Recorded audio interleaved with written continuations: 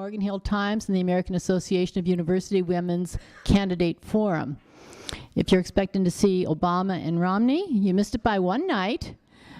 But in fact, our candidates have a lot more things to say than those two did, and they're way more interest to the citizens of Morgan Hill. Tonight, Nancy Lowe is replacing Jim Lair, and she's got a whip. I don't know if she'll need it or not, but I'm sure she's going to do a wonderful job. Okay, Nancy is a longtime AAUW member. She's been a resident of Morgan Hill for 25 years, and she writes a monthly column on ergonomics for the Main Street media newspapers. That includes the Morgan Hill Times, the Gilroy Dispatch, and Hollister Freelance. She is also the past president of the Morgan Hill Toastmasters. Please welcome Nancy Lowe.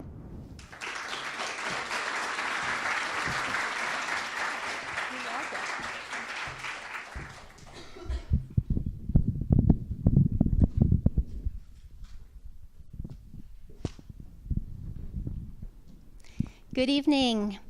I'm happy to be your moderator tonight. And as it was mentioned, I have to admit that I was not the first choice. Jim Lara had to cancel. And if you saw the presidential debate last night, you understand that he is still recuperating. So I'm here with you tonight. Our candidate forum is an unbiased assembly that gives our local candidates the opportunity to present themselves and their views on important issues to the community.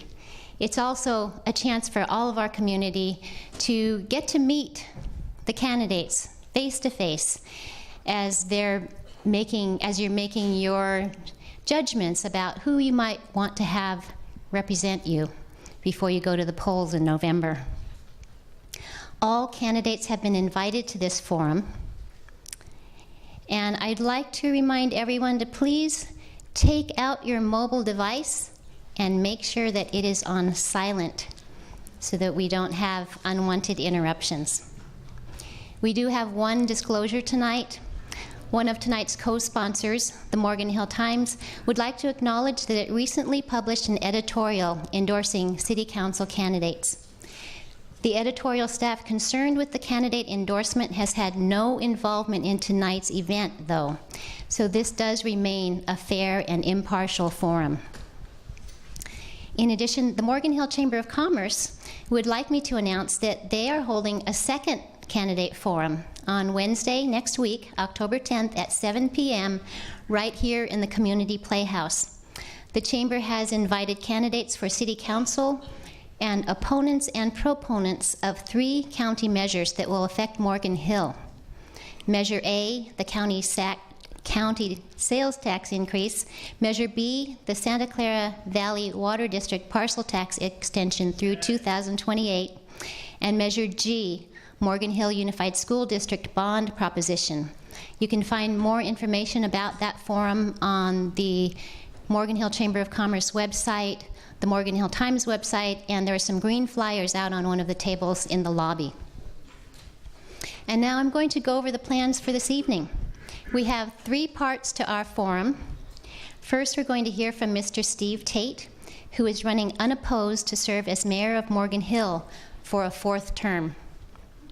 Second, we will have all 4 candidates for the 2 open seats on the Morgan Hill City Council. They will provide their statements and answer questions presented by panelists from the Morgan Hill Times and the American Association of University Women. Third, 4 of the 6 candidates for the 3 open seats on the Morgan Hill Board of Education will provide statements and answer questions by panelists.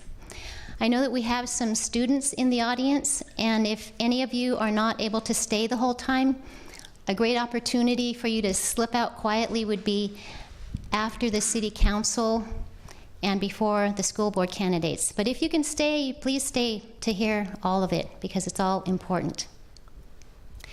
Also, before we begin, I'd like to acknowledge our forum coordinator, Kathy Sullivan of the American Association of University Women. Kathy, where are you? Hooray, Kathy.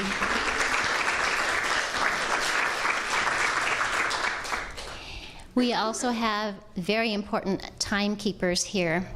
Our timekeeper, who is seated right before me, is Christy Davids of the Morgan Hill Toastmasters. And backing her up at some times will be Jim Carrillo, also of Morgan Hill Toastmasters.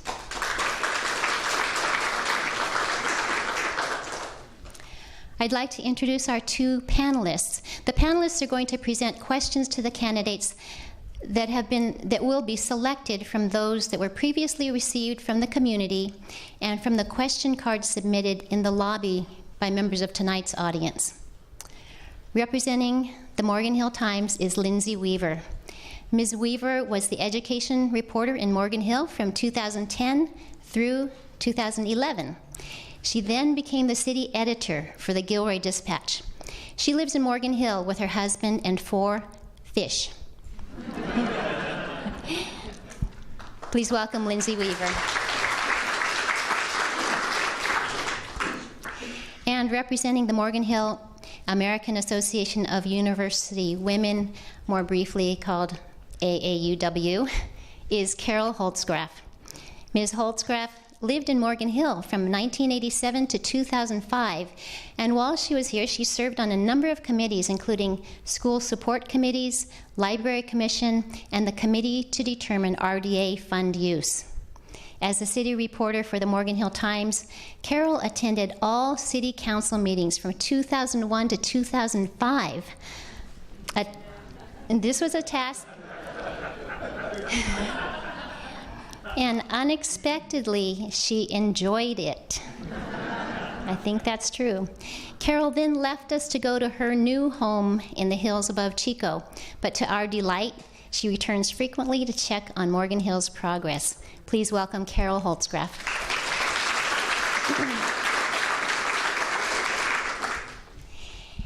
And now I would like to invite our first speaker to the stage, the unopposed candidate for mayor of Morgan Hill, Mr. Steve Tate.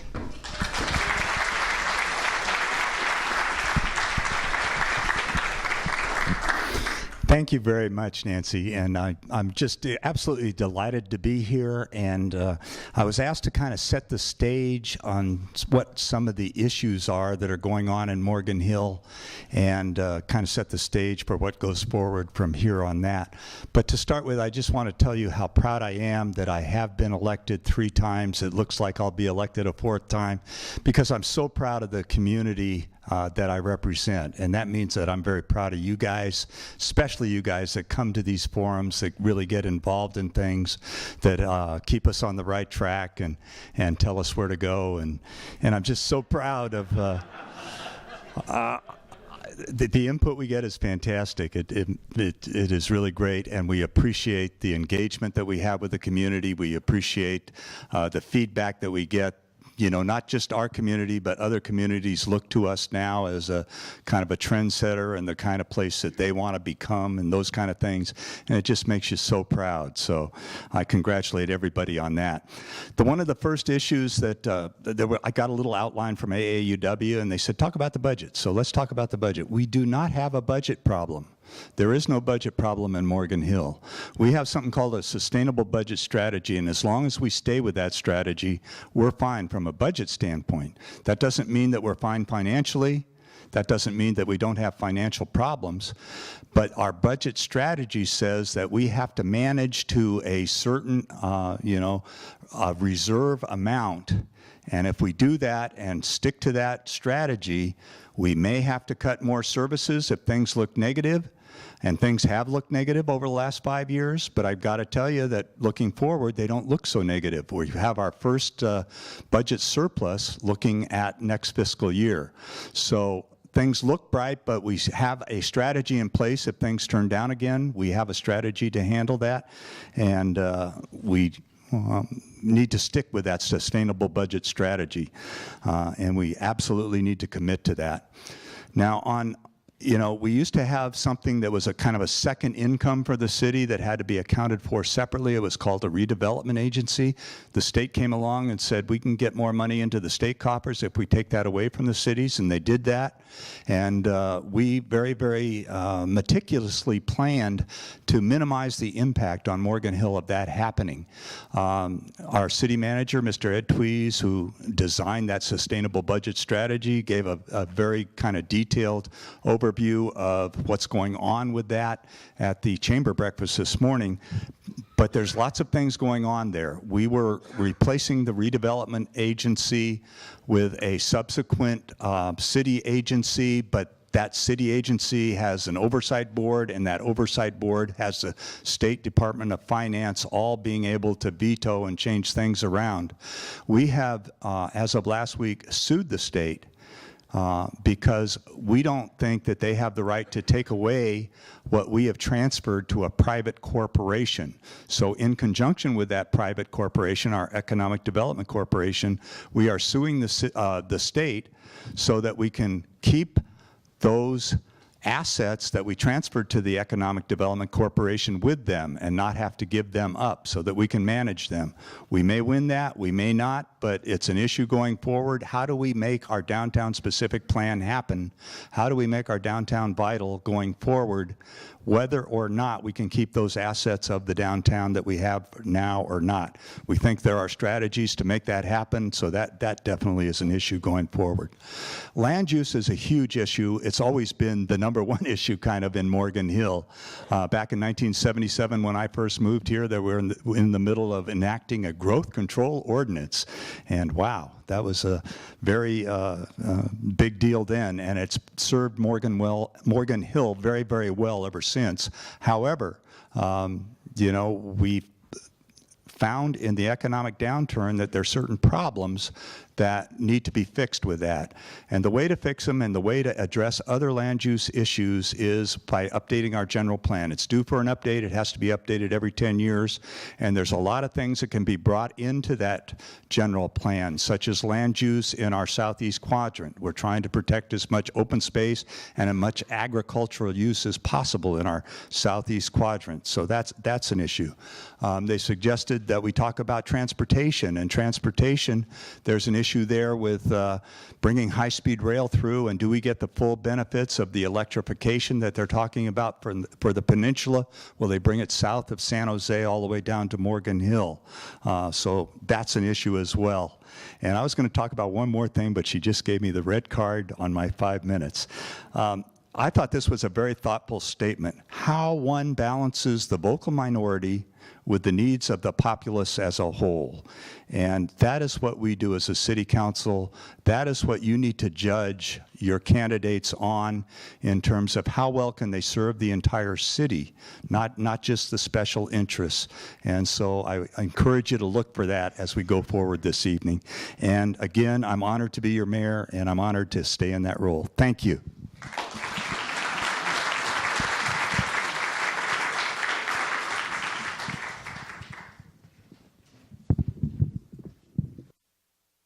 A little bit like Jim Lehrer there.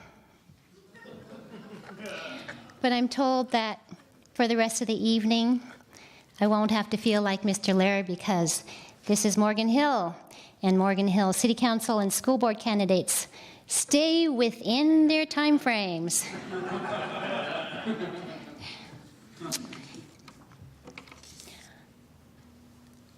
I'd like to invite the City Council candidates to please come up and take the stage.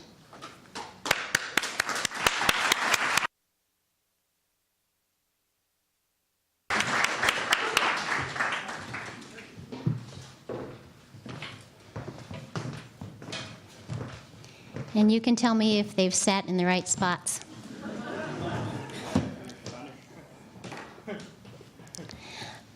Our candidates for City Council are, from audience left to right, Matt Wendt, Larry Carr, Joseph Carrillo, and Marilyn Liebers.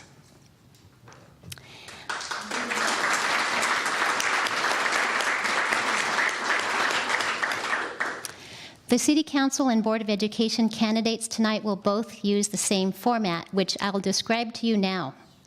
The candidates will give 2-minute opening statements, and then they will have the opportunity to answer questions from our panelists.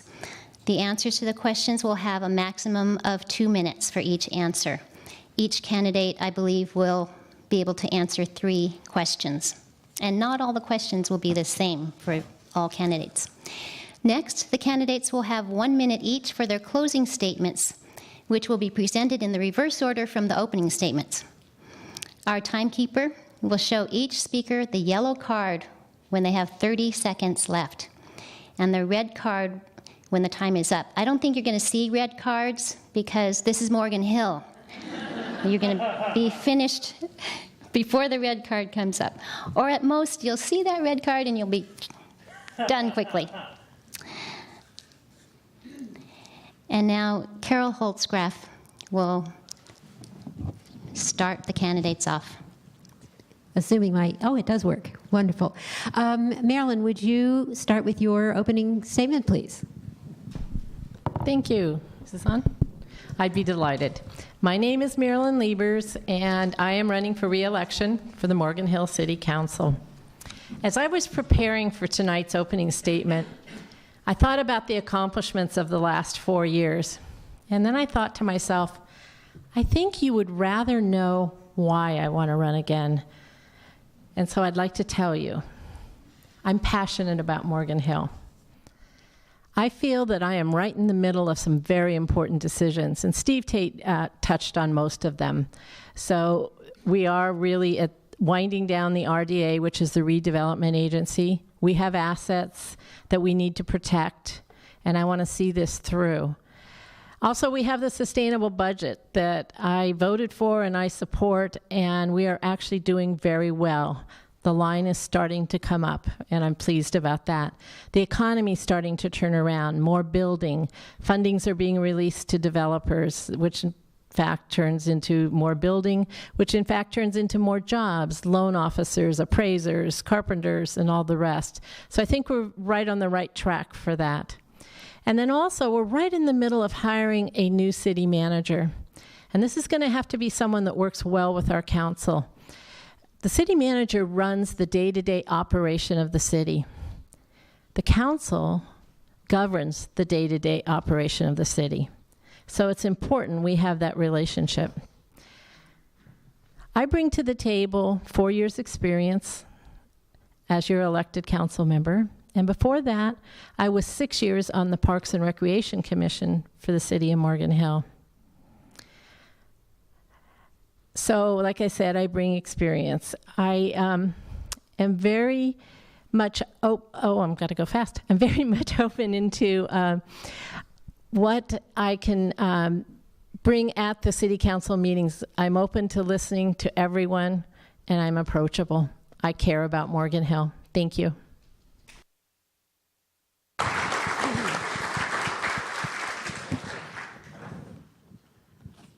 Joseph, you're up. Yeah, hi, I'm Joseph Carrillo. This is my second time running for city council. I ran in the 2010 election, but it's my third time running for any office because in the primary I tried running for State Senate District 17 is a write-in because I couldn't get on the ballot. But anyway, this is my second time on the ballot for council, and I enjoy the city of Morgan Hill. I like all their facilities, and I want to help the community. I volunteered for many of the facilities. I volunteered for the Morgan Hill Aquatic Center, the Centennial Recreation Center, and a lot of other departments. I'm also a CERT member, Community Emergency Response Team, which is part of the police department. So I volunteer for many city departments. And what I noticed in the candidate orientation that I had was that the RDA funds being taken away really hurt the city. There was a plan, I forgot who told me it, if it was Ed Tweez or somebody else, but that they could have built a high dive facility at the aquatic center, a diving pool, but that they couldn't extend the aquatic center because the RDA funds being taken away. Well, I'd like to see the aquatic center improved. It's my favorite facility. They already have one of the biggest pools in the country. I like the aquatic center and all the city's facilities. So. And I enjoy running. This is my favorite debate of the election because I get to get on stage. Some of the other candidates I've seen have had stage fright, and I'm not one of those. I enjoy getting up on the stage. So I'm excited to hear the questions that they will ask me, and I hope I can answer them to the best of my knowledge. Thank you.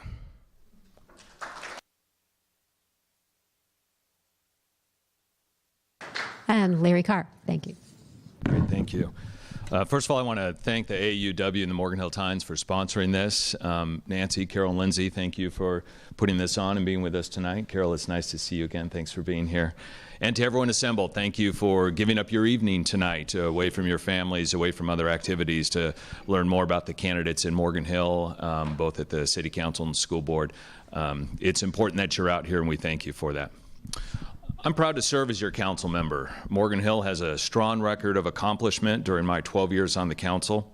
I've lived in Morgan Hill virtually my entire life, having gone through Morgan Hill Public Schools from kindergarten at P.A. Walsh through graduation of Live Oak High School, and now I'm raising my children here.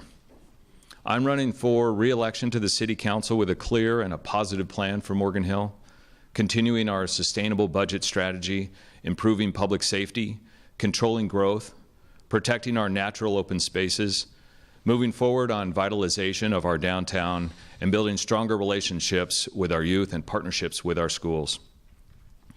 We've balanced our budget by becoming more efficient and making cuts, but now the challenge is to continue improving services in this growing community while maintaining fiscal responsibility. While this election is about the future of Morgan Hill, it's also about leadership. Morgan Hill is facing some of our greatest challenges, while at the same time some of our greatest opportunities. We need leaders who are ready to accept these challenges and prepared to take advantage of those opportunities.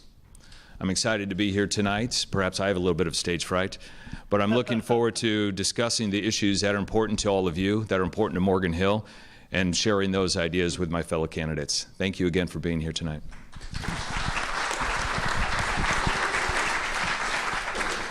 And Matt Wendt.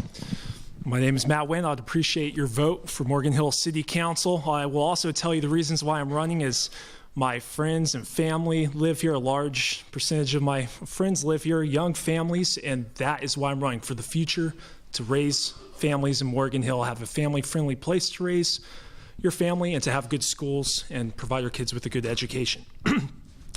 Additionally, community service, I'll get into that in a second, but my wife and I try to do as much community service as possible, and this is just a continuation of that.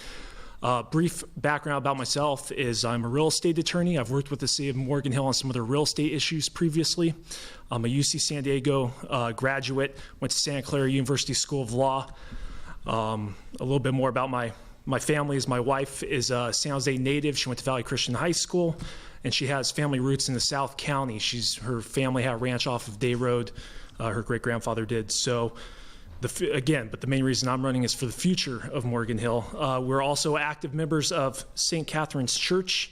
We like to volunteer at local events and give back to the community. I'm on the board of directors for my homeowners association, and I'm on the board of directors for the Morgan Hill Library Foundation. Three main issues that I see that are important to Morgan Hill that I've identified as important are the budget, growing the local economy, and public safety. And I know Steve Tate just said that the budget isn't a problem. It's not a problem, but it definitely, with the RDA being cut, there's a lot of money there that was funding a lot of things, a good tax revenue for our city. Well, that's gone. So we have to work with that. And other cities are going bankrupt because they have decreased tax revenue in this economy, and not just decreased tax revenue, but they have pension costs to cover. So it's a tough time, and already 7 of the past 10 years, we have not had a balanced budget, so we've already had to dive into reserve funds. Yes, it's looking brighter, the economy is rebounding, but without the RDA, this is a serious challenge. The budget's a major issue. I'm trying to speed up here real fast. The second, grow local economy while maintaining a small town feel. We got to keep the small town feel that we have, but we have to grow the local economy. Finally, public safety is very important. We got to back the police department, work with troubled youth. And all right, well, I'm being cut off here. Thank you.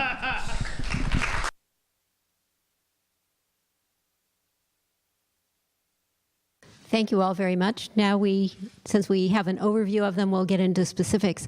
Before we start, Lindsay and I want to thank all the people who provided extra questions in the lobby. They were very good. Some of them are already on our list. A couple of them we added. So thank you very much. Let's go back to the beginning to Marilyn Liebers. Let's start with the budget. if you may. If you felt that further budget cuts were required, what reductions are possible and what effect would they have on essential services and jobs? How do union contracts affect the budget process? Two-parter. Okay. Hopefully we aren't going to have a lot of budget cuts. Like I said, we're on a plan, and our sustainable budget is slowly rising up. As far as layoffs, I personally don't see layoffs. I don't like them, and I don't see them in our future. If we come to that road and we have to make that hard decision, I am up to making hard decisions. I might not like it, but I am up to it. And as far as union negotiations go, that's going to be coming up in 2013. And again, that is something very important to our city. Hopefully, all three unions are going to understand that we have budget constrictions, and hopefully we're going to be able to negotiate. I like to bring everyone to the table and see if there is a compromise that satisfies both parties. So that'll be the budget strategy I use as far as talking to the people in the unions, hoping they understand where we stand, and then listening to where they stand. It's very important that we come together. These are three important unions, and they're all up for renegotiation in 2013. So having been through some budget negotiations over the last 4 years, can I say it's ugly? Let's just say it's not fun. So anyway, let's hope that these next negotiations will be a lot more open on both sides, so we can come to a compromise that satisfies everyone.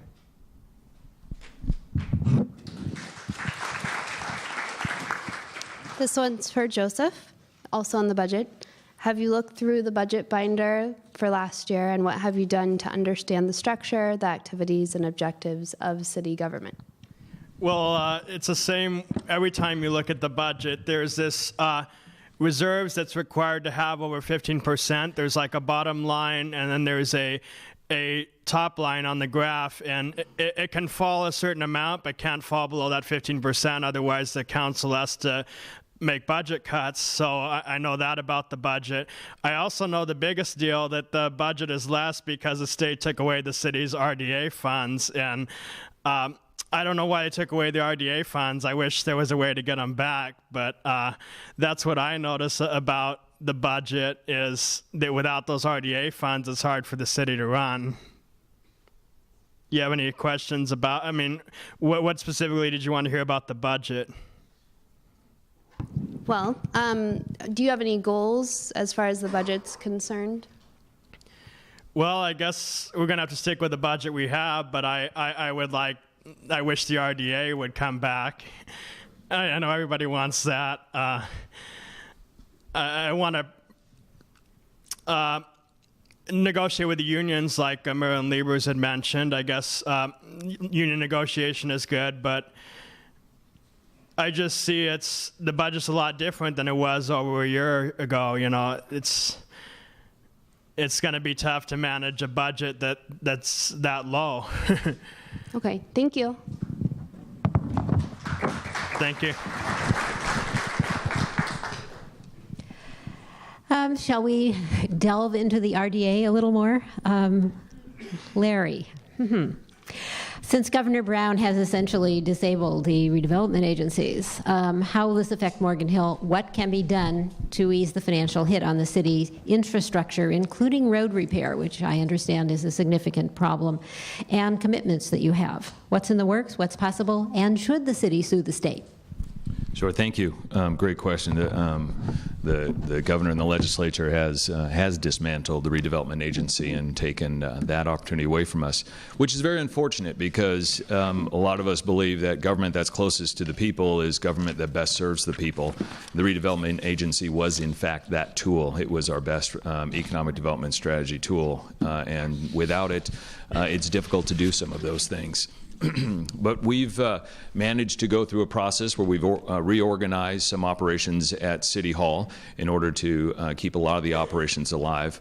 We've taken a lot of the community assets that the redevelopment agency owned, and we put them into the Morgan Hill Economic Development Corporation, of which my council colleagues have asked me to serve on. It's a nonprofit board that oversees those assets with the goal of developing them in tune with the downtown strategic plan. We'll continue to work on how we deal with the redevelopment agency. The mayor is highly involved in working with an oversight board so that we can maintain some of the resources. We have some bond resources that we are trying to maintain.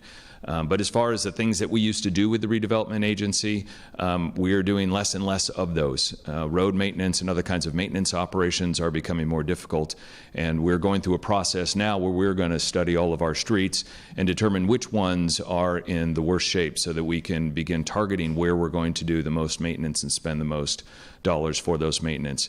And we'll have to set levels of expectations. We simply do not have the resources to have the highest expectations on those kinds of things.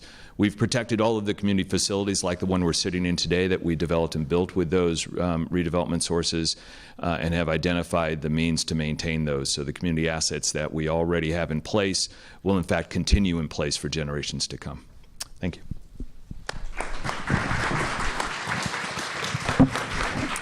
I'd like to stay on that topic of the RDA. So if you could answer the same thing, how you think the lack of the RDA affects Morgan Hill and what sort of financial hits the city takes. And then also, since you weren't part of that decision, do you think it was the right decision for the city council to decide to sue the state? Well, I'll start with that first. Sure. I do think it was the correct decision. I think when you take $100 million from a city, that's going to be a pretty big hit to a city, and the city has to protect their rights. And they need to at least protect that amount of money. I know, as an attorney, I know settlement is usually how these things turn out. And as a city council member, I would advocate a very strong settlement to retain that money. Secondly, as far as the RDA goes, as I said before, it's a major hit. A lot of things were funded through it. It was a great source of tax revenue, and now we have to accomplish all the city's been doing with less money. So it's definitely going to be difficult. Let's do it though without raising a city sales tax, which is an idea that was presented in the Morgan Hill Times recently, if possible. I mean, we'll see. We'll take a look at the budget and get down to it, and let's accomplish it without cutting or reducing services. You know, let's not. And I know it's going to be hard. There's not a lot of discretion in the general fund to be cutting lots of money, but we're going to have to take a hard look and cut and trim our spending wherever possible. Thank you.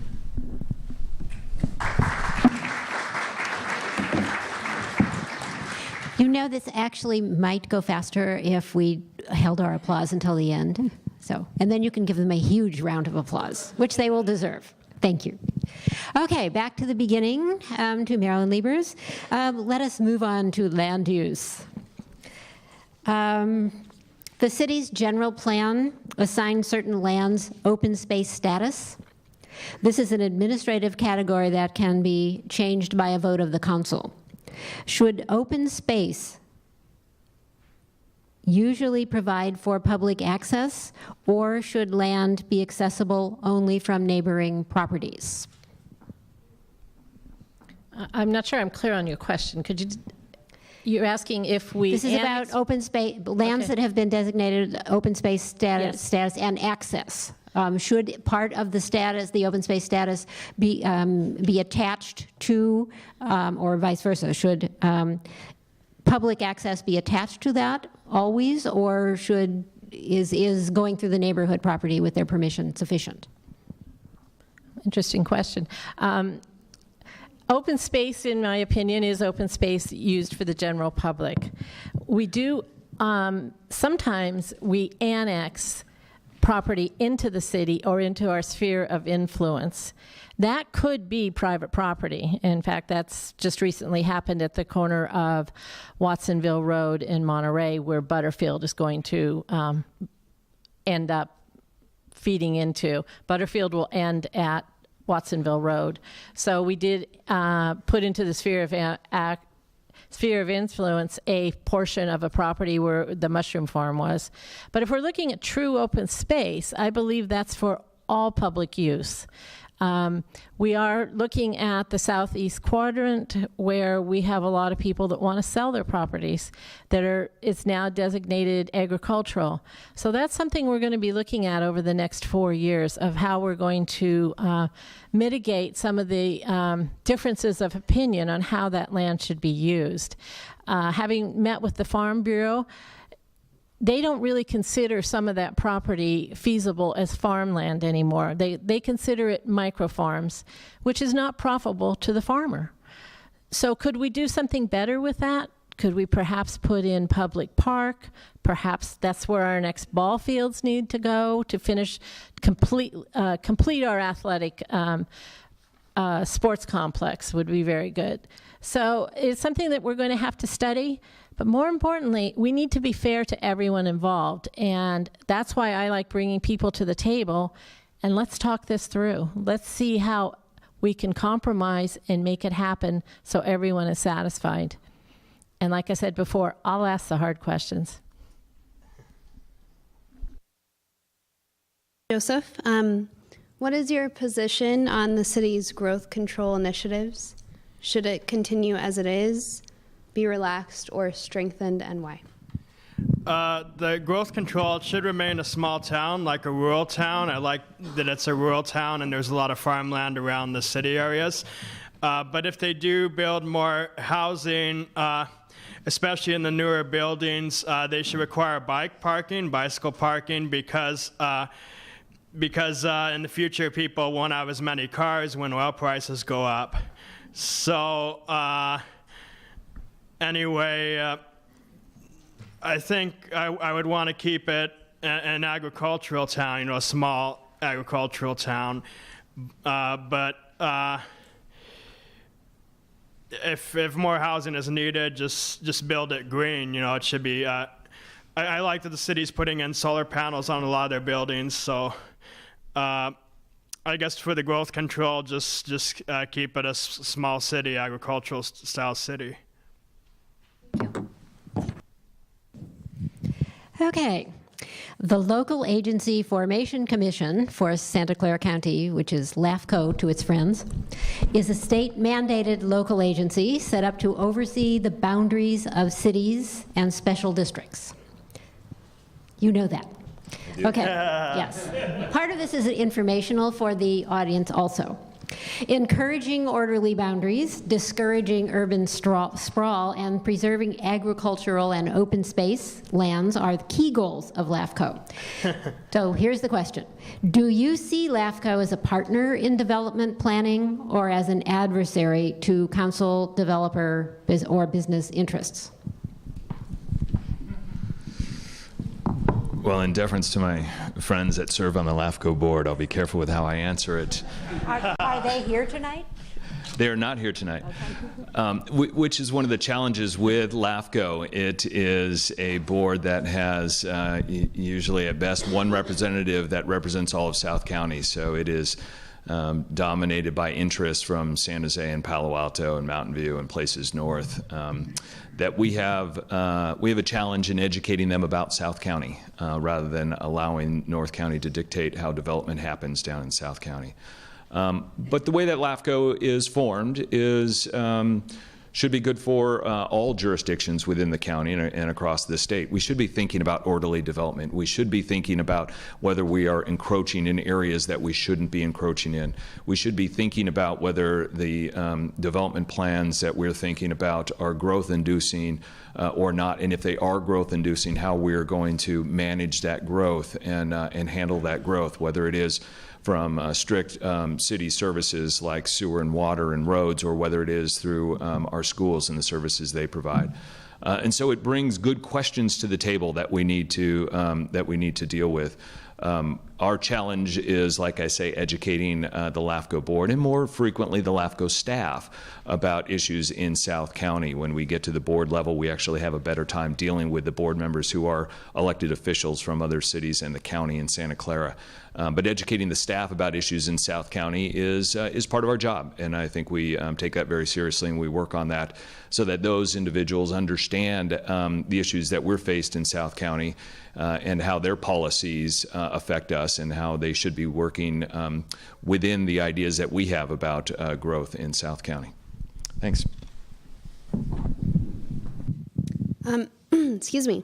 Matt, what is your position on what to do with the southeast quadrant, and what use is suitable, if you have any ideas specifically? For the development of the southeast quadrant under the agricultural preservation plan, and again, I'm sure this ties into LAFCO as well, but that agricultural preservation plan saves an equal amount of farmland as you develop. And again, in addition, I'm definitely in favor of the Catholic high school in the southeast quadrant. I think if that could be a Bellarmine, I mean, could you imagine how good that would be for our kids? And our public education is very important too. But UC San Diego, Huntington Beach High School, I'm definitely a product of public education and proud of it as well. Second, so the other main point is I'm for the sports recreation leisure designation. What that means is going to allow commercial, rural residential, not the cookie cutter homes, close together, and it kind of fits into the surrounding environment, retail, and public land, sports and recreation. I think that's a great area to have sports fields, walking trails, and secondly, we always have to consider the rights of the current property owners there. That's very important. What do they want to do with their land? It's their property, but we have to balance that with the environmental impact of development. And we also have to consider in the future the annexation of the southeast quadrant. So, and bring it into our city service area. These are all questions. There's a lot of questions. It's complicated, and in 2 minutes, I'm doing the best I can. The correct development is going to fit the needs of the residents in the area, and it's going to be zoned properly and fit into the zoning of the area. So there's a lot of things to consider there, but I am for I think the current city council's position on it. I believe, I don't want to speak for them, but I believe it's somewhat in line with the agricultural preservation plan. Thank you. Marilyn, there's been some consolidating with the safety services, the police and fire. And our question to you is, how would this consolidation of the safety services affect community response times? Very good question.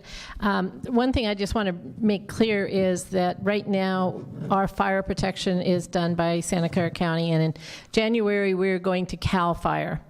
And that is a good thing for our city. We've negotiated a contract with them. We're going to be able to buy back our fire stations. And we have always wanted to have a fire station in south of Tenet Avenue. It was hopeful at one point to put it on to Watsonville Avenue. But now, we're taking over CAL FIRE, we do have a South County, or a South City fire station. So we will be adding another station, which will give us 3. So as far as consolidating services, we do have relationships with Gilroy and San Jose if we need backup. I mean, they do definitely respond to our calls. I would like to see perhaps in another cost-saving thing is that we could maybe consolidate dispatching services between at least Gilroy and Morgan Hill. It's going to take a lot of work. It's going to take some planning. It's going to take some talking into by the folks involved in this. But that would be a cost-saving step that we could take. And as far as response time, I think adding the 3rd station, we're going to have a better response time, especially in the south part of Morgan Hill.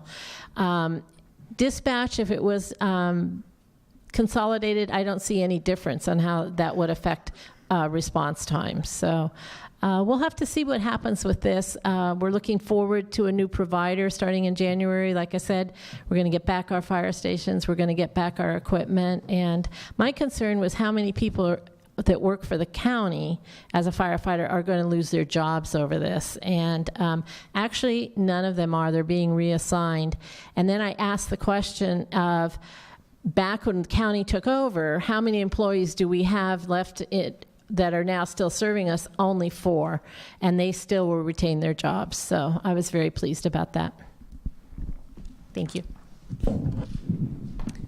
Similar question, at the risk of not injuring the council members next to you, but do you agree with the council's decision to contract with CAL FIRE in an effort to save money?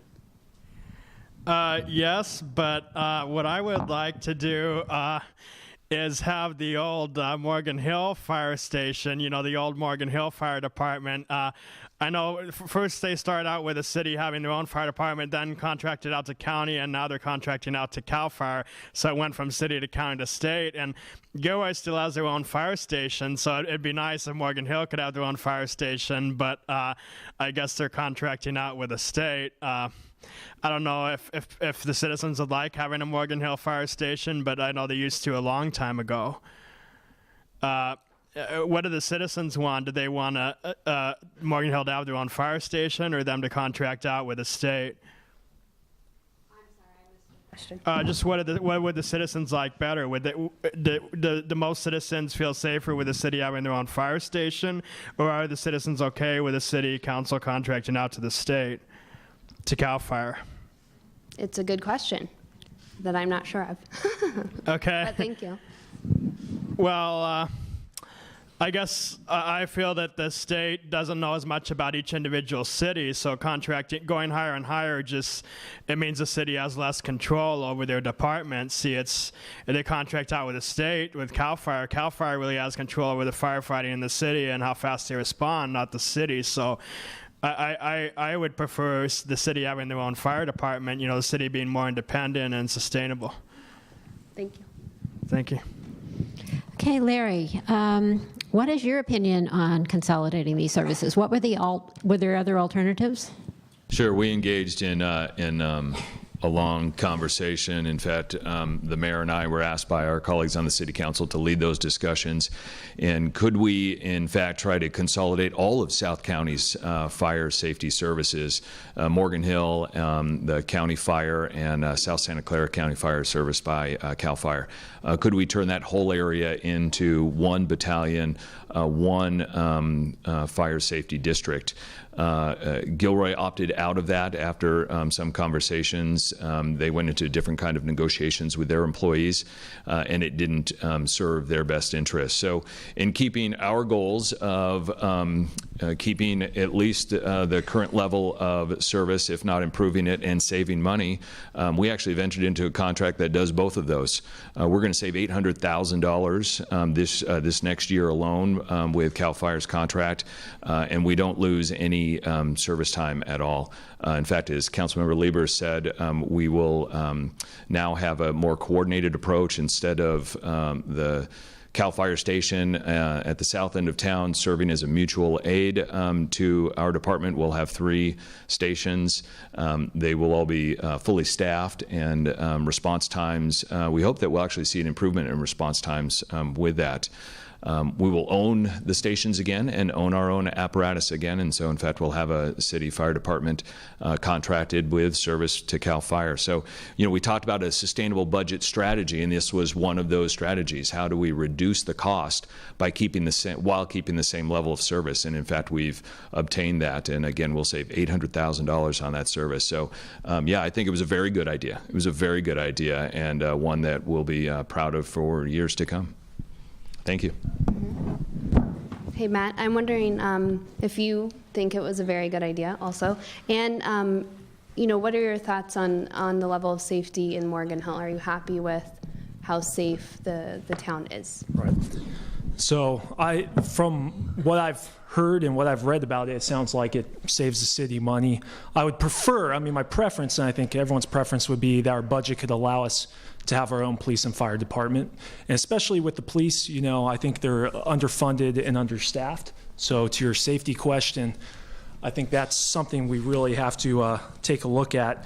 And safety, it was actually in my initial spiel I was going through here, was number 3 that I never got to, was public safety. And it should have been the first thing I brought up, because safety of residents is of crucial importance. And we have Sierra Lamar, and everyone knows about that, and we have a homicide on Cosmo. So it's a safe city. I think everyone feels safe, but I think there's some things we got to do to ensure that public safety. And the city's doing it, and we got to keep pushing it. We got to back the police department to give them everything they need, all the tools they need. I've spoken with CLEF, Community Law Enforcement Foundation, recently, and they tried to raise money to give to the police tools they need, night vision and license plate readers and all these, and K-9 unit. So there's different things that Clef is providing to the city, which is great. But we also have to make sure the police are adequately funded and have a level of officers that match what the city population requires. And also, let's work with the troubled youth. So really it comes down to prevention. With troubled youth, it comes down to prevention, intervention, and suppression. Prevention is let's get our kids in sports. Let's educate them. Intervention, if they're troubled youth and they have drug problems or getting towards gangs, let's have these at-risk youth programs, and we have them, but let's keep working on them. Suppression, look, if it's a full-fledged gang member and you full-fledged drug dealing, we got to suppress that. Our police have to police it aggressively. We had graffiti on buildings recently. This is the type of stuff we have to clean up right away, and we do a good job, but I think we got to keep working on it and make sure Morgan Hill remains family-friendly for the next 30 years. All the young families here, let's make sure they have a place where they feel comfortable raising their kids.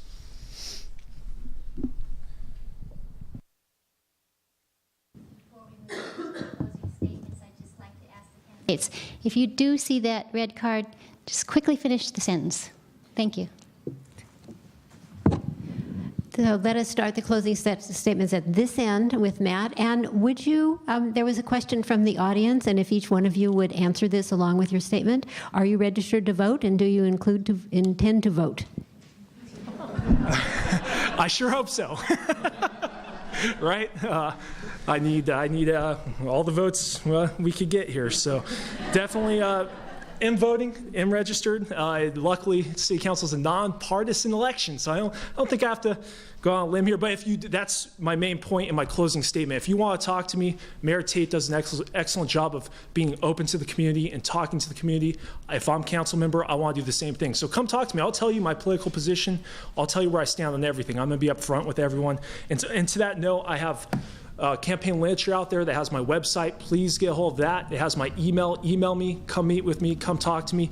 Know where I really stand. I ask that you make an informed decision to determine whether I'm really a viable candidate compared to the incumbents. Really figure out what I'm about before you just discount me. Definitely consider me. I'd appreciate your support. I'd appreciate your vote.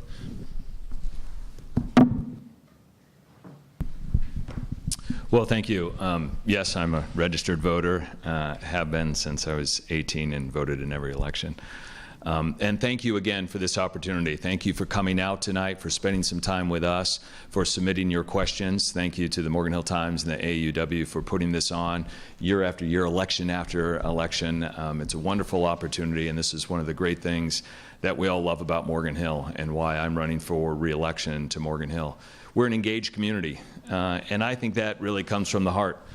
People choose to live in Morgan Hill. We don't simply end up here. We choose to be here. We choose to stay here, as I have, as my family has for generations, and we enjoy this community. I hope you'll join with the diverse coalition that I put together supporting me in my campaign, people from Mayor Tate and from County Supervisor Don Gage, as well as a diverse coalition of associations like the California Association of Realtors and the South Bay Labor Council, all endorsing my re-election to the Morgan Hill City Council. I have experience. I've been there in making decisions for this community, and I hope you'll send me back to make more decisions for the future of our community. If you want a candidate that's based on experience, I hope you'll support me. Thank you. I added a question to our closing. Oh, sorry. Yeah, hello. Yes, I'm registered to vote, and I've been a registered voter since I was 18. The first president I voted for was Obama, and I think I'm going to vote for him again.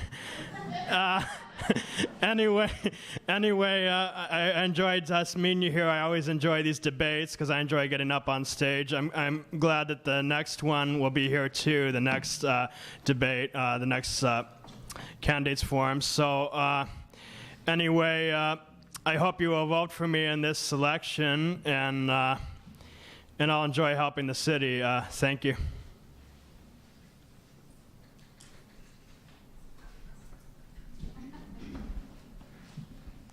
I would like to close by also saying thank you very much for putting this together. It's a great opportunity. I know a lot of people here, and those that don't know me, I hope you've gotten to know me a little bit better tonight.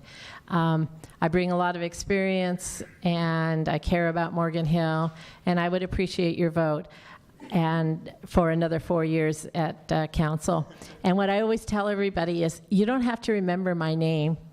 I'm the only girl.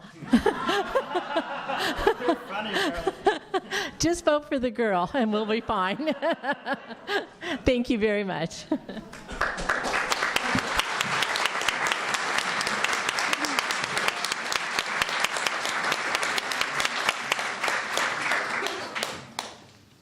Thank you to all of our City Council candidates for taking your time this evening to share your views with us.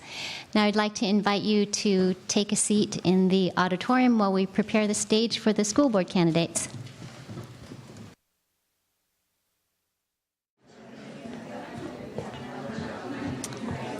Now I'd like to welcome the candidates for Board of Education to please come up onto the stage.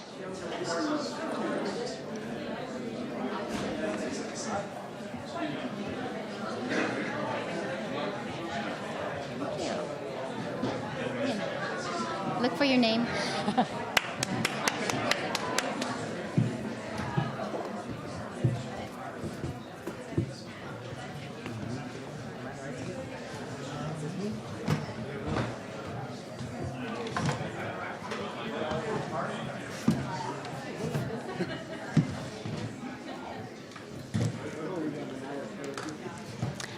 Our candidates for the Morgan Hill Board of Education, from audience left to right, are Bob Benevento, Marty Cheek, Rick Badillo, and Stephen Clem.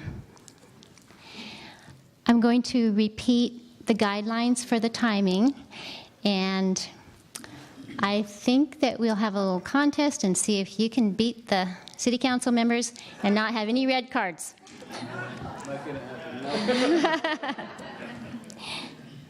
So you will have 2 minutes for your opening statements. You'll see the yellow card when you have 30 seconds left, and you'll see the red card when you get to the end of your time. And Christy's holding the cards up right now, so if you take a look, then you'll see what to look for. For the questions, you'll have the same time period, 2 minutes for each answer. And for your closing statements, you will have 1 minute. And you'll see the yellow card when you have 30 seconds remaining and the red card when your time is complete. If you do see that red card, just quickly end that sentence and we'll move on to the next person. Thank you. And now for the question, now for the opening statements. Lindsay Weaver will get you started. Yes.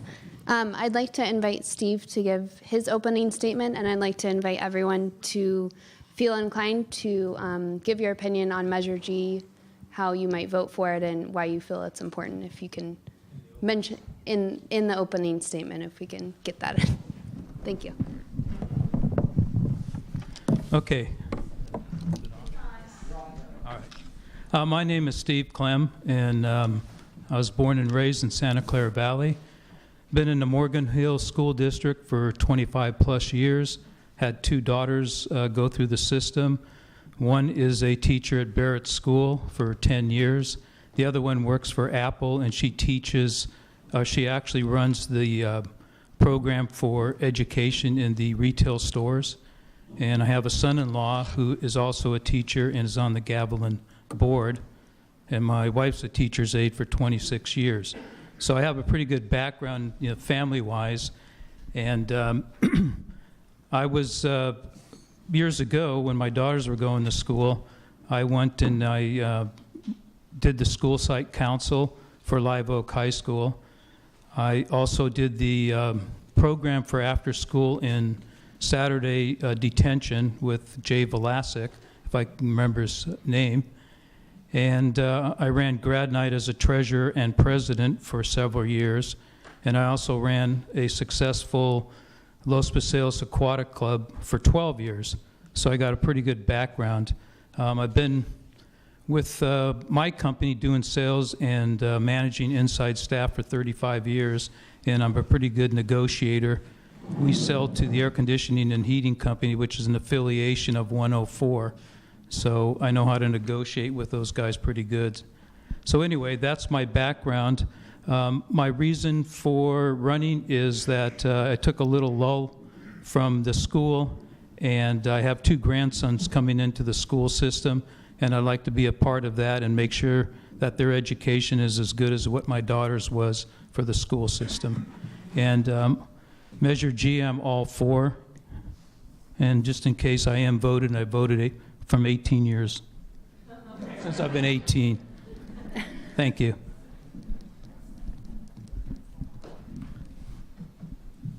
Oh, I'm sorry. Your opening statement, please. Thank you, Lindsay. Sure. Hi, my name is Rick Badillo. I'm a local resident. I've been in Morgan Hill for 20-some years. When I was young, I wanted to make a difference, and I thought I'll join the Navy and see the world, and I was passionate about it. And I spent 24 years in the Navy. I retired, and when that was done, I thought, what else can I do? Well, wanting to make a difference, I thought I'll run for school board. I'd been volunteering with Jackson Elementary before it changed. It's now Jackson Academy, Math and Music. But I wanted to make a difference, and not just for my kids, but for all the kids. So I bring this passion that do the right thing every time. You know, I'm a local businessman, and right now we're building homes on Dunn. I work with Tri-Point Homes. We're building green, family-oriented, and I think that we definitely have some needs in our school district that can be addressed. I think one of the issues is class size needs to be addressed. Also, early intervention, getting kids the resources they need before they come to school, so that way we can prep them and give our teachers the head start that they need to not only address kids that have specific needs, kids that are at the line, kids that are above the line. We want to bring them all along and engage, make them engaging. So on Measure G, I definitely feel it's a positive for Morgan Hill, for the bond measure. It'll increase the facilities and the technology, so I'm all for Measure G. So folks, thank you for being here tonight. Marty. Good evening, everybody. My name is Marty Cheek, and the reason I am running for the Morgan Hill Unified School District Board of Trustees is because I believe great schools make a great community. Believe me, running for the Board of Education is an education. Believe me. And I've been having a lot of fun. I've been going to schools, I've been talking to administrators, principals, teachers, students, parents, and the one thing I'm really discovering is Morgan Hill has good schools. And we really need to appreciate that. And I didn't really appreciate it until I started running for the Board of Education here. But to be honest with you, in a global age, good schools, good education isn't good enough. We need to up the ante and challenge ourselves to bring our schools up to an excellent standards. And that's why you see on my signs, student excellence. And student excellence to me goes beyond academic performance. It's really about developing the whole person, their social intelligence, their emotional intelligence, their physical fitness and health, community involvement, character development, and so many other things that are components of a good human being. You asked the question about Measure G. I am very involved in Measure G. I'm on the marketing team. I would have been at the Anaerobe Systems doing phone banking tonight, but I happen to be doing a candidates forum right now. But I have helped develop the website for the Measure G thing, mhgreatschools.org, with Emily Shemtov, a parent. I've been putting signs in. If you want signs, I got 40 signs in my truck, or back of my car that I can give you. And I really believe that Measure G is something that can make our schools excellent and can raise up our standards in terms of our facilities and also the IT systems that we're developing. So I am Marty Cheek, and I approve this message. So.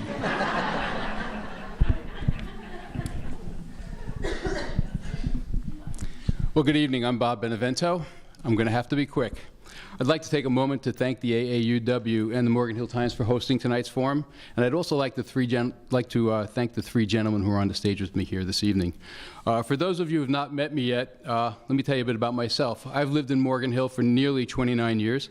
My wife, Lori, who's in the audience here tonight, and I have a blended family of 4 children. 2 of them have graduated Live Oak Morgan Hill schools, one Live Oak, one Sobrato, and I do have one daughter who's a junior at Sobrato right now. As a parent and as a citizen, I've been involved in probably more school and civic activities than you could possibly list in the time allowed here. For those of you who do know me, perhaps as an incumbent candidate, as of November, I will have served 22 months on the board as an appointed incumbent. During that period, I've invested the time, the energy, and the study to learn what I believe it takes to be an effective member on the board. And believe me when I tell you something about being new on the school board, you don't know what you don't know. And if you, and you have no idea how much work it takes if you really want to be a contributing member to the board, you'd better have some control over your personal calendar. So why am I here? Because I support public schools. 2 years ago, I might have spoken about concerns regarding communication, accountability, transparency. Not tonight. I believe we must continue good governance as exhibited by the current board. In addition, I think there are 6 priorities that I'd like to address in the coming years. In no particular order, they would be career pathways or linked learning, STEM education, science, technology, engineering, and math, safe schools, school finance, closing the achievement gap, and coming out of program improvement. You could read more about my priorities on my website, which is benevento4mhusd.com, or check the Smart Voter site hosted by the League of Women Voters. Regards to Measure G, I enthusiastically support Measure G. We're looking to gain $198 million. We've got extensive requirements in infrastructure. My time is up, so I'll cut it short at that, but if anybody wants to speak to me about it, I'll see you afterwards. Thank you. Thank you.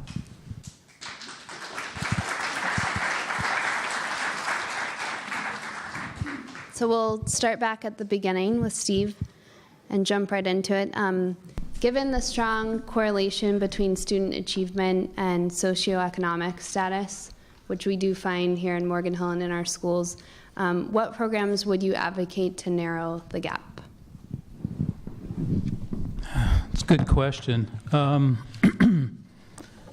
currently the programs that are offered are doing a really good job. My daughter kind of keeps me posted, and there's a program, I don't know the name of it, I think it's called the Bully Program, but it's another term and it's slipping my mind right now. But that's one that I advocate very. I also like, not so much the programs, but I like the partnership that the students have with the teachers and vice versa, and also like the partnership that these programs intertwine with that partnership. So that's, I think, crucial to what makes those systems work, and I would support that all the way. Thank you. Hey, this next question is for Rick. Morgan Hill now has one school chartered by the county, which is Flex Academy, one school chartered by the district, the Charter School of Morgan Hill, 2 magnet schools, one for math and music, and one which is a dual immersion elementary school. Question is coming up. Do you feel we're moving in the right direction with these choices? Do you feel any of these models is better or worse than others? And do you feel the creation of these schools has a negative impact on the existing neighborhood schools? So that's 3 questions, right? Yeah.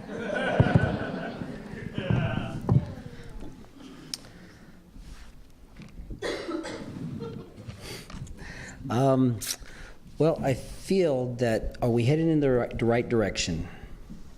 I think we are setting a signal that our public schools aren't cutting the grade, and I don't think we are heading in the right direction. I think we can do more in-house instead of, if you will, farming it out. We are competing against a number of other private education entities here in town. Morgan Hill has great public schools. We have passionate instructors, the administrators. They would be doing it if they didn't care. And you know, our school board is doing an excellent job at the time. So to farm out all these different charters, flex, and magnet schools, I don't think we're going in the right direction. I think we need to put more emphasis into what we have and making it better. What was your second question? They kind of went over on top of each other. You actually answered them. Are we moving in the right direction? You answered. Do you feel that any model is better than another, better or worse? And are these schools having a negative impact on the existing neighborhood schools? So you pretty much covered it. I don't know if they're having a negative impact. They might be having a positive impact, but I have a follow-up if that's okay. Your kids go to Jackson, right? So Yes. I'm just wondering what your perspective is before it became JAM and what it is now. Being a parent at Jackson for the last 5 years, we've had a lot of change, to say the least. And I'm a firm believer, if you don't give somebody an opportunity to succeed, an opportunity to fail, you don't give them an opportunity to succeed. So we keep trying new things, but we don't stick to it and give them an opportunity to succeed. So what we have now is something different, and I'm still open to see where we're going with this. Thank you. Okay. We'll go into the budget for Marty. Budget decisions are a way of demonstrating your priorities if budget cuts are needed next year, which they might be expected that they are. Where would you make them? And if you could be specific, that would be great. Okay. Well, the budget is for the school district is a very complex system, and there's priorities. It's divided into various things like teachers, salaries, pensions, classified staff, and there's a very small part of it, 15% I believe, that is kind of more the flexible part. A couple of weeks ago, I had a conversation, basically a workshop with Bonnie Tognazzini, who's the deputy superintendent, to explain to me, a newbie, what the budget's all about. It's very complex. She kind of simplified it. I would say budget for dummies in the terms of what I got from her. But I realized that in terms of the flexibility of the budget, there's not a lot of room for flexibility. In terms of what I would suggest for specific cuts in the budget, I wouldn't suggest anything at this point because I am not an expert on that level. And also, I would think that it would be more of a priority to put it upon the staff, the administration staff, to work with the teachers and the classified staff to basically develop where the compromises need to be.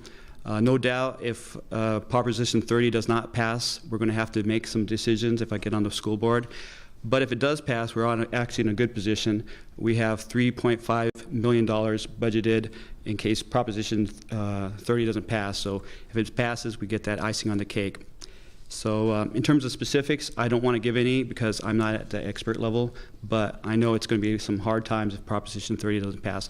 But if Measure G passes, we're going to have some good flexibility in terms of, it goes into facilities and IT, but it might help us in terms of saving energy costs and other opportunities. Mm-hmm. What is the district doing now to communicate with parents who are not comfortable with English? Is it adequate? And if not, what else could or should be done?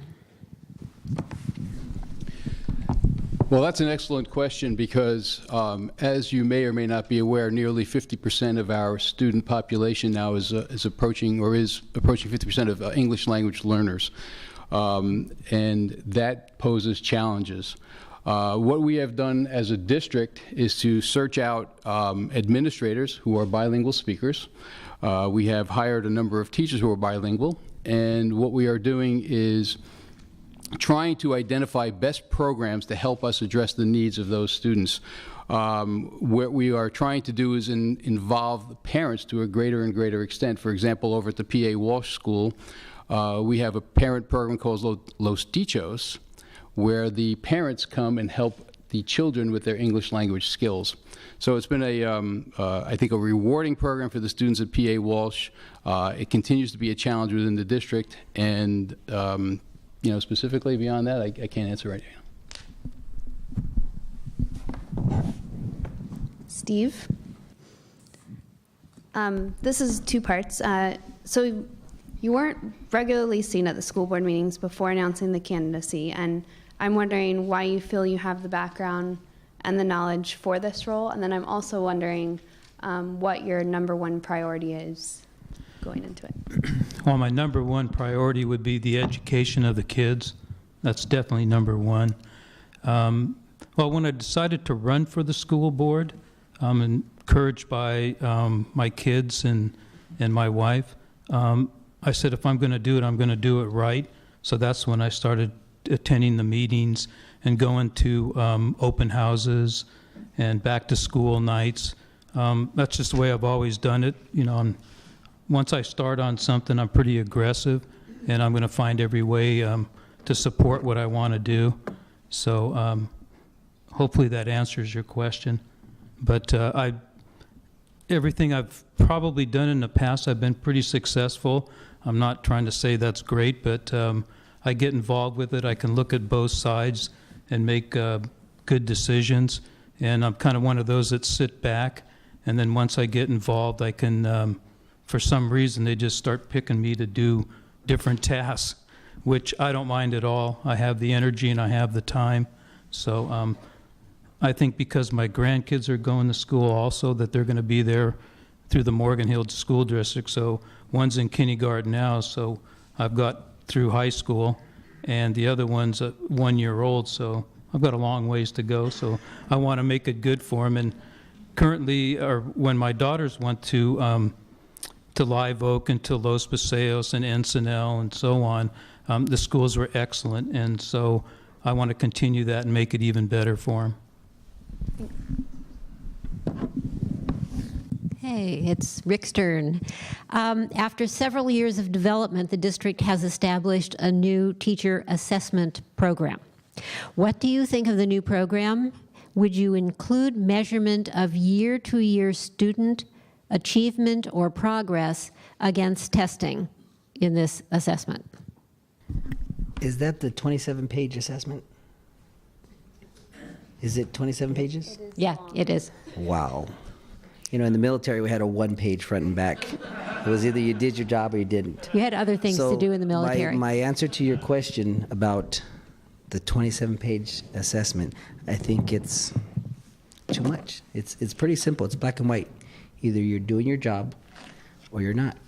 And to have the year-to-year student assessment, you know, I know data doesn't lie. If there might be a fluke when one kid takes a test and makes a Christmas tree, but when all the kids aren't getting it, something's not working. So I firmly believe that to use year-to-year measurement on the performance of the instructors is definitely a tool to see whether the passion has left and then what we can do to re-engage the instructor to re-engage them to be more passionate about teaching again. You know, they came for a reason, and if they're not teaching, you know, we just don't want to let them go. We want to try to re-engage them and have them teach to the standard that the state requires. Okay. Marty? A major recent school district initiative has been the launch and the use of benchmark assessments. Do you feel these assessments are effective? Why or why not? Benchmarks. I'll be honest with you, I really don't know much about benchmarks, but I do think we need to have standards in terms of our schools and our teachers and our students. So, but it also, you have to look at the variables in terms of schools. There's just going around to different schools. Every school has its own culture, its own socioeconomic background, its own parental involvement, its own level of teacher-parent engagement. So I think in terms of benchmarks, you have to really look at the variables of the school district and the different schools in it. So, but I do think we need standards, and the standards I would have as a school board member is student excellence, which is the whole person, not just look at the academic performance in terms of how the student's doing in terms of grades and testing, but also how do you measure the quality of the human being. There's no metrics in terms of that. You can't quantify if a person's a good person in terms of other than maybe behavior. So, but in terms of benchmarks, I think they're needed, but we also have to look at the whole person and the whole school. Okay, thank you.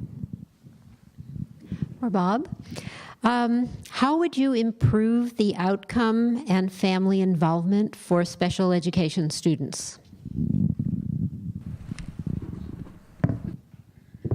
Outcome and involvement? Parent involvement, yes. 2 parts.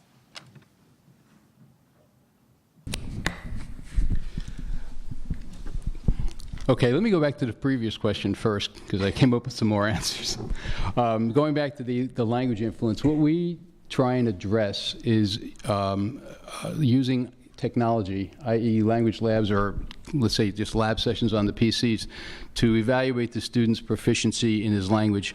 And then we take that data to make an assessment and essentially focus our teaching on that child's skill levels, looking at language skills, vocabulary, math skills, and using collaboration to help the staff work together and address the needs of the students. Going on to special education is a challenge in this district.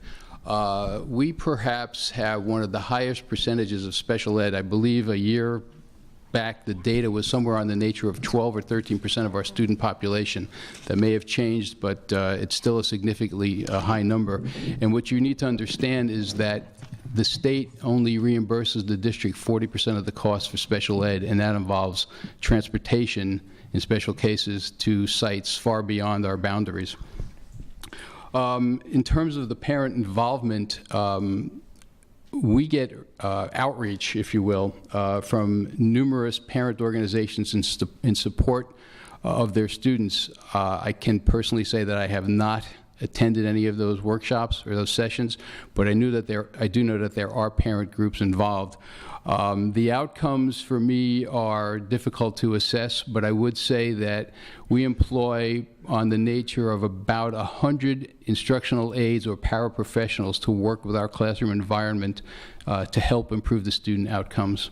So it is a difficult challenge. We are investing in the resources, and I would say that the parent community in special ed is very involved. Steve? So one of the roles of the school board is, I guess, as the employer of the superintendent. It's important, for the board to keep that person accountable. So I'm wondering how you think Superintendent Smith is doing, and how, if at all, would you want to shift his priorities over the next 4 years? Well, like I was telling earlier, I just got involved about 4 or 5 months ago, but I've talked to him, and I'm very impressed with the way he runs his the schools, and he's very, every meeting I've been to, he's been there. He's been to open houses. I like his plans. He's very organized, and I think it trickles down through his staff. When they, I've been to a lot of meetings, but when you go to the school board meetings, it's run very professional, and I'm impressed with it. And I think it's, I'd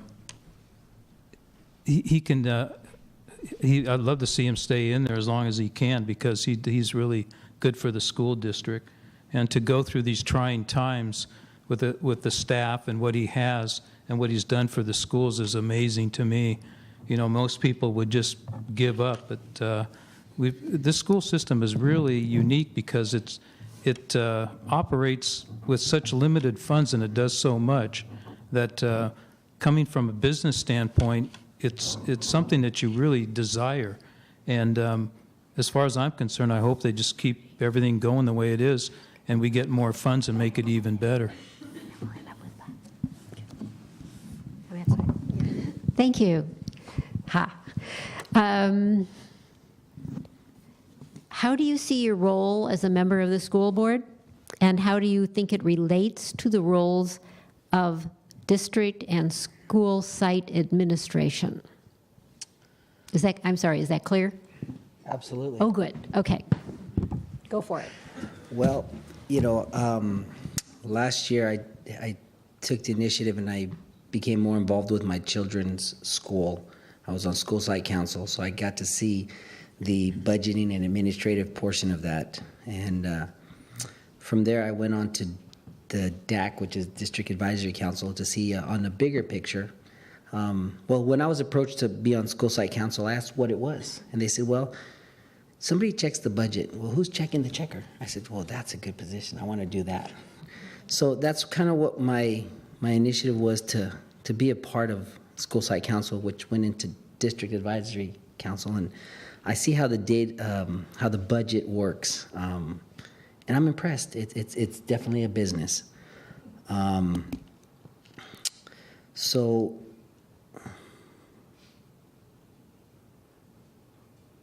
I'm thinking of other stuff. I'm sorry. But I guess, my role as being a part of the school district and the school board, I want to make a difference. And, being a business owner, a businessman, I think, I bring that level into making tough choices, and I think I'm up for the challenge. Okay, Marty. If you're elected, what is the number one thing you would plan to accomplish in the next year, and how would you go about achieving that goal? Well, I think one of the biggest challenges for Morgan Hill Unified School District is it needs better communication and connection with the greater community. I think being on the Parks and Recreation Commission, which I am on right now, I see so many opportunities for the city government and the school district to work together using the resources and facilities. And also the greater community, too, I think can be more involved and more engaged. It all comes down to communication and to building bridges. I'm a big fan of Wes Smith, the superintendent, and I think he's gone a long ways in a couple of years, 3 years he's been with the school district in building those bridges and basically inviting people to be part of the school district.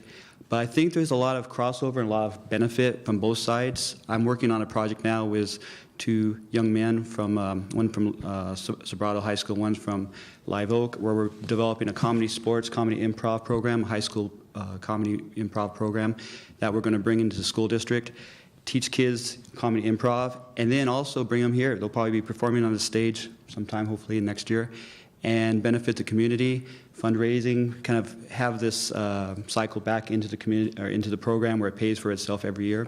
So that's one example of what we can do. There's so many super intelligent, highly creative, and really passionate people in this town that want to be part of the school district, but they need to be invited. And I think they can benefit the schools with the limited resources we have, financial resources, by focusing on the people resources that we have in Morgan Hill. So communication and connection is the key to making that happen. Thank you. And this is our last question before we go to our 1-minute wrap-up. For Bob, what do you feel are the district's most notable accomplishments over the past 4 years? You couldn't keep the window narrow to a year or two. Had to be 4. Pick a timeline. Well, I think 2 of the most notable, and I think the most noteworthy, are the new Jackson Academy of Math and Music and the DMA program, the Dual Immersion Multicultural Programs. Now, they are in their infancy, and you may say, well, how would you know? But let me tell you, the effort to put those programs together, the community buy-in to get those programs started, and the efforts put forth by the administration, especially Dr. Hilaria Bauer, with the dual immersion program, are going to reap tremendous benefits. I'm also pleased to say that the district has successfully renegotiated contracts with the classified unit, the SEIU, and also with the teachers for the next 3 years. I had a list of other things that I noted as accomplishments, and right now I'm drawing a blank, which is I was afraid would happen. But I would also say that the reconstruction work that has been done around Live Oak, if you visited the theater, the mini theater is now a beautiful structure, And I would say that the work that has been done around all of our campuses to maintain them to the level they have been maintained with the budget with which we are working is really a testament to the facilities people. I would also have to say that, quite honestly, our scores, I believe, are improving. And in no way, shape, or form can you appreciate the energy and the effort that goes forward into raising those scores. And while I detest the idea of having to be measured on scores formed by some poor legislation, the fact of the matter is that we are doing very well at it.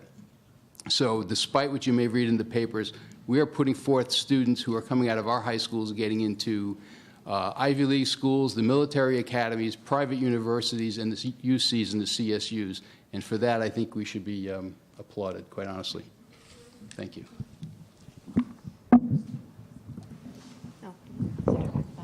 Yeah, we'll start with Bob for your closing statement, please. You're not going to end the questions in that closing statement, are you? What do you think? No. I am a registered voter, thank you. And my voting record goes back a lot further than any of you guys. So let me just say, I'm not running on any hidden agendas here, and I'm not advocating for or against any special programs. What I am doing is I am running for our students and for our future. I believe every child is capable of learning. I believe it is our job as parents, educators, and the community to develop and to nurture a love of learning for our students. I believe there are 4 pillars supporting learning. We need safe, well-nourished, motivated students, first and foremost. Secondly, caring, stimulating teachers, and a classified staff. I'd say we need creative, dynamic leadership from our board and the administration, and most importantly, actively involved parents and community. Working in tandem, we have the foundation for a public education system that can and will develop socially, emotionally, intellectually, and physically developed students who can and will become the parents, the community, and the business leaders of the future. I've observed, listened, learned, and worked. I'm ready to lead. Here's the thing. I'm not in this for me. I'm in it for we. I'll be your representative, but I have to hear from you. I'm out there. Let me hear from you, and I'd appreciate your vote. Thank you very much. Well, let me close by telling you about my father, Raymond Cheek. My dad was a teacher. He was a teacher at the Tule Lake internment camp, the Japanese internment camp during World War II. And then after that, he was an incredible teacher at San Benito High School in Hollister. He is still a legend down in Hollister, and I get emails from people who were his students, and they say he changed their life and made them better people. And I think the reason why he was such a great teacher was he didn't just teach to the head, he taught to the heart. And he was born October 3rd, 1912, so yesterday was his 100th birthday. And I went down to his grave down in Hollister, and I stood by the grave and said, "Happy birthday, Dad." And I thought, this is the kind of man that I would like to be on the school board, someone who really strives for excellence in every human being in the school district. All 8,700 kids are my responsibility. And I think Dad would really push me to strive for student excellence, develop the whole person.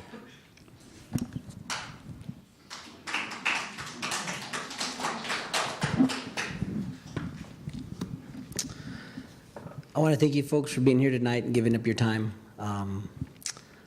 I believe that school is a partnership between the school, the parents, and the district, and we all have our part to do. I believe in early intervention, giving the teachers the help they need before the kids get to kindergarten so that they have the tools that they need.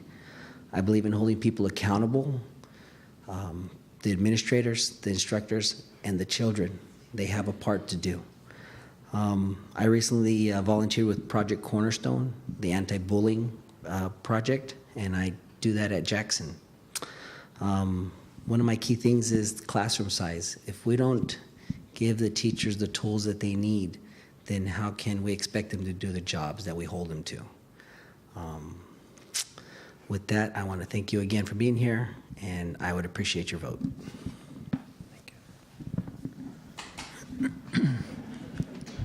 Well, I'm very passionate about the education of the kids, and I think that with the relationship with the school board and all the other board members and superintendents and so on, that we can move forward and continue what we're doing.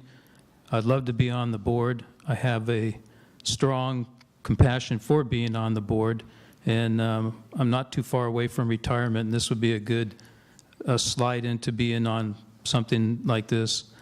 And one thing I don't like to get is no's, and I'll do anything possible to try to figure out avenues where we can change no's to yes. A lot of times it's you can't raise money like that. Well, we've done it. I've done it in the past. I've ran a lot of fundraisers, and I think with the good school board and with everything else going in this place, we can be successful. I hope Measure 30 passes, and I hope G passes. But I know if it doesn't, we have to do our homework and make sure that we're financially sound. So with that in mind, I'd like to thank you for attending and inviting me, and Mr. hopefully Klein. I could be your next school member.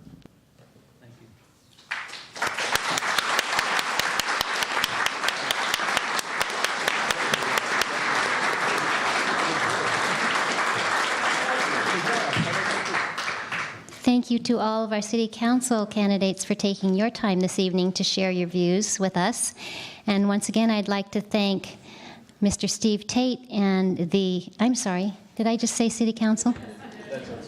Board of Education and candidates, Mr. Tate and the City Council candidates.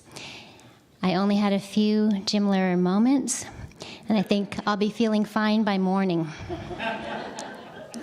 I have a few things to tell you before we end our time and before the candidates reconvene out in the lobby to have their meet and greet with all of you. As I said before, we did invite all of the candidates to the forum this evening. There were 2 candidates for Board of Education who were not with us, who are registered. They are Brenda Kamey and Amy Porter Jensen. I'd also like to remind you that the Chamber of Commerce Candidate Forum is Wednesday, October 10th, right here at 7 p.m. And I'd like to take a moment to thank once again several people who made this forum a success. And please hold your applause until I read them all. Our forum coordinator, AAUW member Kathy Sullivan. Our panelists, Lindsay Weaver of the Morgan Hill Times and Carol Holtzgraf of the AAUW. Our timekeepers, Christy Davids and Jim Carrillo of Morgan Hill Toastmasters, and Jim was here in the background working, although you may not have seen him. All of our volunteers, thank you to all of you.